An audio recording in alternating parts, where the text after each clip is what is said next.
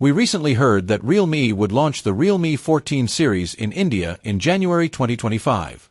There's no word from the brand about the lineup yet, but a new report claims it will include a Pro Lite model, a first for Realme's number series since we only have the Pro and Pro Plus variants right now. The source claims that the Realme 14 Pro Lite's Indian version has model code RMX990, and it will come in emerald green, Monet gold, and Monet purple colors with 4 memory options: 8GB per 128GB, 8GB per 256GB, 12GB per 256GB, and 12GB per 512GB.